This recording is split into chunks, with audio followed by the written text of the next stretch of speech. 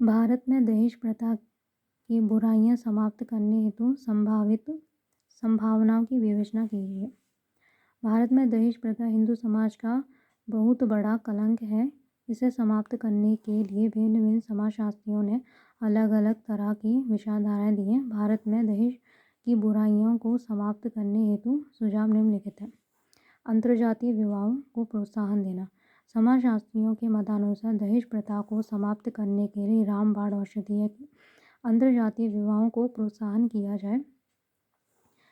मोतीलाल गुप्ता के कथानुसार जाति बिरादरी के एक सीमित क्षेत्र में बंधे रहकर रिश्ते ढूंढते रहने के कारण दहेज प्रथा का प्रचलन बढ़ता ही जा रहा है।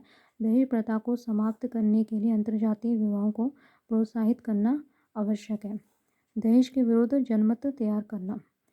यदि केवल दहेज के विरुद्ध कानून बनते रहे तथा इसके विरुद्ध जनता की विचारधाराएं न बनी तो दहेज प्रथा का कभी भी अंत नहीं हो सकता। कानून का प्रभाव शक्तिशाली जनमत पर ही निर्भर होता है, अतः दहेज के विरुद्ध जनमत तैयार करना आवश्यक है। स्त्री शिक्षा। दहेज व्यवस्था को समाप्त करने के लिए स्त्री शिक्षा को प्रोत्साहन दिया जाना चाहिए, क्योंकि पढ़ लिखकर स्त्रियां स्वयं भी अपने पांव पर खड़ी हो सकती हैं व जीवन साथी का चुनाव भी कर सकती हैं। भारतीय हिंदू नारियों को शिक्षा प्रदान करनी चाहिए। हर संरक्षक का यह नैतिक कर्तव्य है कि वे अपनी लड़कियों को भली प्रकार से शिक्षित करें। स्त्रियों के शिक्षित होने से दहेज की मांग स्वतः ही कम हो जाएगी। युवा आंदोलन। दहेज प्रथा को समाप्त करने हेतु यह आवश्यक है कि युवा स्वयं संगठित होकर इसका विरोध करें। वर्तमान में युवा शक्ति ही समाज के विभिन्न परिवर्तनों की स्रोत है।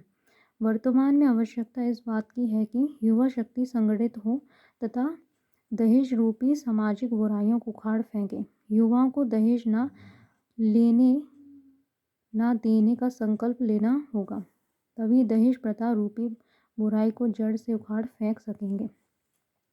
समाज सुधारकों के प्रयास होना।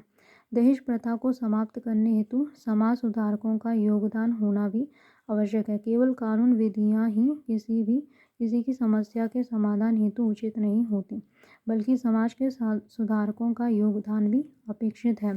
समाज सुधारकों द्वारा विभिन्न प्रयास किए जाने चाहिए, जिससे दहेज रूपी कलंक को देश से मिटाया जा सके। दहेज के विरुद्ध सख्त से सख्त कानून का निर्माण करना आवश्यक है। दहेज के विरुद्ध कई कानून पारित कर दिए गए हैं, किंतु उन्हें व्यावहारिकताओं का रूप दिए बिना सभी तरह के अधिनियम नामात्र ही रहेंगे।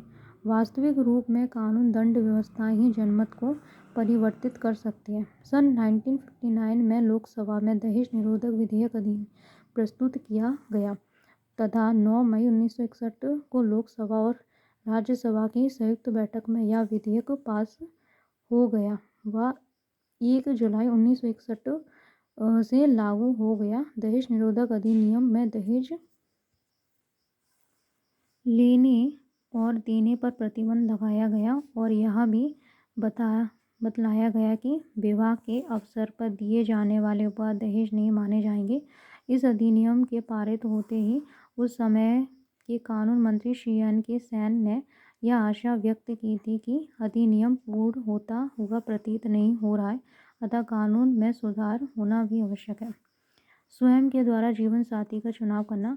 जहाँ माता पिता जीवन साथी का चुनाव करते हैं वहाँ पर सौदेबाजी तथा दहेज की रकम का निर्धारण अधिक होता है। यदि वर वधू स्वयं ही अपने जीवन साथी का चयन करें तो दहेज प्रथा को खत्म किया जा सकता है। अतः जीवन साथी के चुनाव हेतु उन्हें स्वयं को स्वाधीनताएं दी जानी चाहिए, जिससे स्वयं के लिए जीवन साथी का चुनाव कर सकें और दहेज के अभिशाप से बच सकें। स्वस्थ जनमत। दहेज व्यवस्था को समाप्त करने हेतु यह आवश्यक है कि इसके विरुद्ध स्वस्थ जनमत तैयार किया जाए। किसी भी संस्कृति को बदलने हेतु सदैव जन क्रांति जन जागृति का ही योगदान रहा है। दहेज प्रथा को समाप्त करने हेतु केवल यह पर्याप्त नहीं है कि कानून की धाराएं दहेज विरोधी हों, बल्कि यह भी आवश्यक है कि भिन्न भिन्न वैज्ञानिक साधनों के माध्यम से प्रयास किए जाएं। इसके अलावा जनता के जनमत के साथ साथ युवकों का जनमत होना भी आवश्यक है। प्रेम विवाह को प्रोत्साहन देना।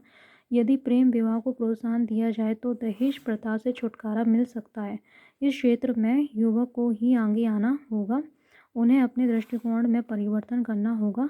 आधुनिक युवा वर्ग के लोग प्रेम विवाह के आधार पर जीवन साथी का चयन करें, तब ही दहेज प्रथा समाप्त हो सकती है। समाज को चाहिए कि वे प्रेम विवाह को भी मान्यता प्रदान करें। शिक्षा का प्रचार प्रसार करना। दहेज प्रथा का उन्मूलन करने हेतु यह आवश्यक है कि लोगों में शिक्षा का प्रसार किया जाए और समाज में व्याप्त संकीर्णतावादी विचारधारा को व्यापक बनाया जाए। शिक्षा का प्रसार होने से लोगों में चेतना उत्पन्न होगी और दहेज प्रथा को समाप्त करने हेतु समाज में क्रांति उत्पन्न हो जाएगी।